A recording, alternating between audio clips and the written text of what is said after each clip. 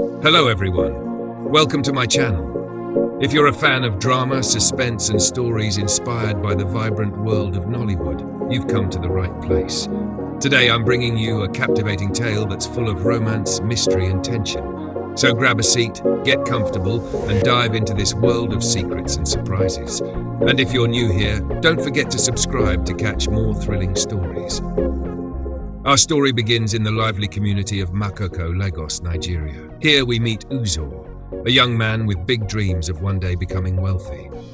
Uzor is hopeful that luck will bring him riches, while his father Mazi Okoye is a hard-working fisherman who believes firmly in the value of dedication. Without hard work, there is no success, he often says, urging Uzor to build his life with his own hands rather than waiting for fortune to find him. One fateful day, Uzor and his father set out to fish in the calm waters near Makoko. As they drifted along the river, Uzor became lost in thought, dreaming of a grand life where he would drive the finest cars and wear the most expensive clothes. He found a spot under a large tree and let his mind wander, picturing the future he longed for. Suddenly, his daydreams were interrupted. Lying by the riverbank was a mysterious young woman, her body lifeless and still, washed ashore by the gentle waves. Shocked, Uzor called out to his father, "Papa! There's a woman here. She looks like she needs help." Mazi Okoye, however, reacted with alarm. He quickly walked over, his face clouded with worry. "Uzor," he shouted, "stay away from her. She could be a water spirit, a creature from the river." "Dad," Uzor replied, shaking his head, "do you still believe in all those old superstitions? What if she's not a spirit? What if she just needs our help?" Mazi Okoye looked uneasy. "What if she's dead, Uzor? What do you think you can do for her?" As they washed their fishing nets, preparing to leave, something unexpected happened.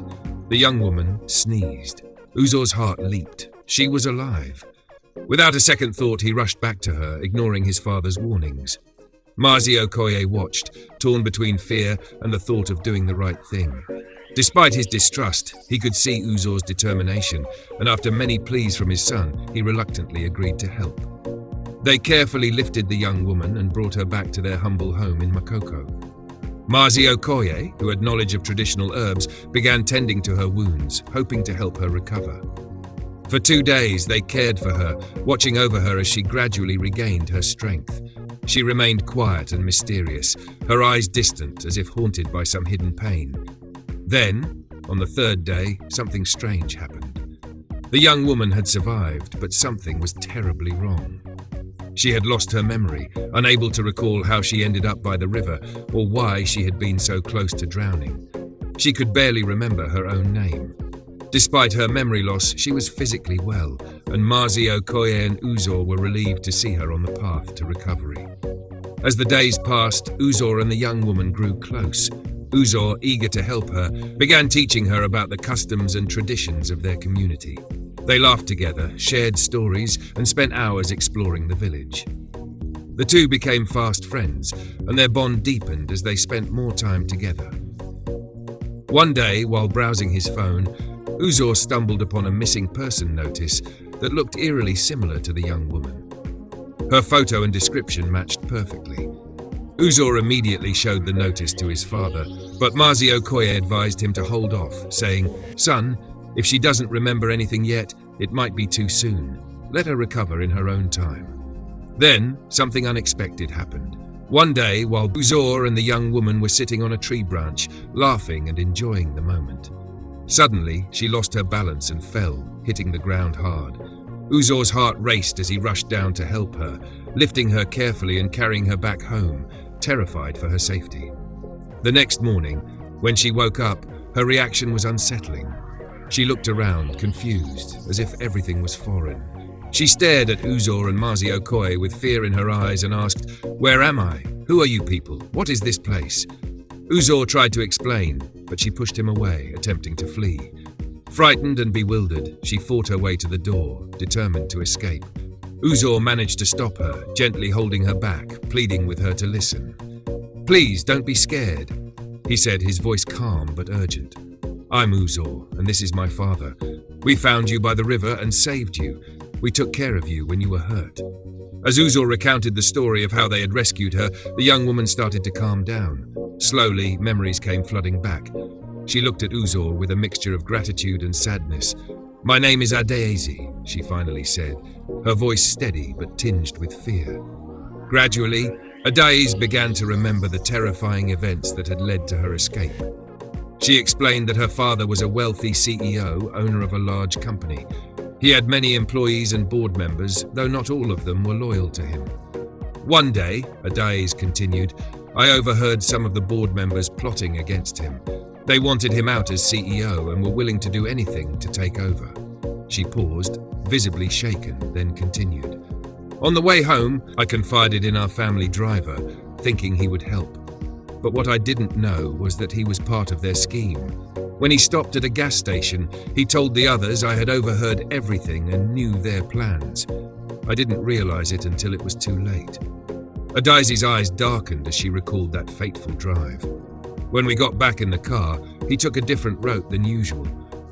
I tried asking him why, but he ignored me. I realized I was in danger. I tried to grab the steering wheel, hoping to stop him, and in the struggle the car swerved off the road and hit a tree on a lonely stretch." Her voice cracked as she relived the moment. "As soon as the car stopped, I pushed open the door and ran into the bush. I had no idea where I was going. I just knew I had to get away." Ada's voice shook as she recounted the terrifying night. Uzor, deeply moved by Ada's story, felt a surge of determination.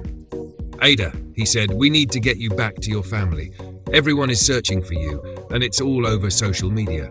But we have to be cautious. We don't know who we can trust." The next morning, Uzor devised a plan to reach out to the police while keeping Ada hidden, as they feared her captors might still be watching. Uzor headed to the local police station alone, with Ada observing from a distance. Once at the station, he asked to meet with the DPO, Divisional Police Officer. When he met the DPO, Uzor took a deep breath and said, "I know the whereabouts of the missing lady." The DPO's eyes widened. "Young man, where is she?" he asked urgently. Uzor replied, "I need to see her father first before I can reveal her location." Recognizing the seriousness in Uzor's tone, the DPO quickly placed a call to Chief Kenneth, Ada's father, and explained that a young man claiming to know about his daughter's whereabouts was waiting at the station. However, he wouldn't disclose her location until Chief Kenneth himself arrived. Later that day, Chief Kenneth arrived at the police station, accompanied by his trusted driver, unaware that this very man was part of the plot against him. As Chief Kenneth and the DPO questioned Uzor about Ada's location, Ada walked into the police station. But as soon as she entered and saw the driver, she quickly changed her behavior. She put on an act, pretending not to recognize her father. She looked around, feigning confusion, and addressed the officers. "Excuse me, officers, where is my boyfriend?" Chief Kenneth was stunned. He looked at her in disbelief and said, "Ada, don't you recognize me? I'm your father." Ada shook her head and replied coldly, "I don't know you. Why are you holding Uzor here?" Her coldness shocked both Uzor and the police officers. Chief Kenneth, feeling humiliated and heartbroken, turned to the DPO, convinced that Uzor had somehow hypnotized Ada and made her forget her family. Furious, he demanded, "Lock this boy up. He's done something to my daughter, and I won't stand for it." The driver eagerly agreed, saying, "Chief, you're absolutely right. He must have bewitched her." Without further questioning, the police detained Uzor, and Chief Kenneth took Ada back to his home. That night, when the house was quiet, Ada slipped into her father's bedroom. She approached him cautiously and whispered, "Dad, Uzor is innocent." Chief Kenneth sat up, stunned. "Ada, you remember me?" Ada nodded and put a finger to her lips. "Please keep your voice down, Dad. I pretended not to know you at the station for a reason." Chief Kenneth was baffled. "Why did you do that, Ada?" Ada explained in a hushed tone, "The driver, he's part of a conspiracy. The last time I was at your company, I overheard a conversation. Some of your board members, including one of your close friends, are planning to take you down as CEO. I tried to tell the driver, not knowing he was involved. When he realized I knew their plans, he arranged for me to be kidnapped." Chief Kenneth's face went pale as he realized the depth of the betrayal. Ada continued, "When the driver stopped at the gas station, he pretended to go to the restroom, but he was informing the others that I knew about the plot. After we got back on the road, I noticed he took a strange route. I asked him why, but he ignored me, leaving me in fear. My heart raced as I realized I was in real danger. Ada described the horrifying moment when she struggled with the driver while he was speeding. I fought with him, trying to grab the wheel and stop the car. We swerved dangerously, and then bang! The car crashed into a tree on an isolated road. Everything happened so fast. As she recounted the chaos, her eyes filled with tears. In the chaos, I managed to open the car door and escape into the forest, running for my life. But he was right behind me. He wouldn't give up. I was so scared. Finally, I reached a cliff near the river. I slipped, fell, and drowned. Chief Kenneth listened in shock, his heart breaking for his daughter. "You're telling me the driver lied? He came home claiming you were kidnapped and said he fought your attackers, that he even damaged my car while trying to save you?" Ada nodded, her eyes filled with pain. "Yes, Dad, he deceived you all." Determined to bring the truth to light, Chief Kenneth arranged an emergency board meeting with his staff and board members for the following day. He invited the DPO and his team to attend and made sure Uzor was present, wanting him to be part of the process of clearing his name. As the police and Uzor arrived at the company, Chief Kenneth ordered his security team to lock the gates, allowing no one to enter or leave, including the driver. He wanted to ensure that everyone was present to hear Ada's testimony. In the meeting room, with everyone gathered, Chief Kenneth asked Ada to share her story in front of everyone. Taking a deep breath, Ada courageously repeated every detail of her experience, from the moment she overheard the plot against her father to her harrowing escape. Shock filled the room as she spoke, gasps and whispers spreading among the board members and staff. Once Ada finished, Chief Kenneth turned to the police, his voice firm.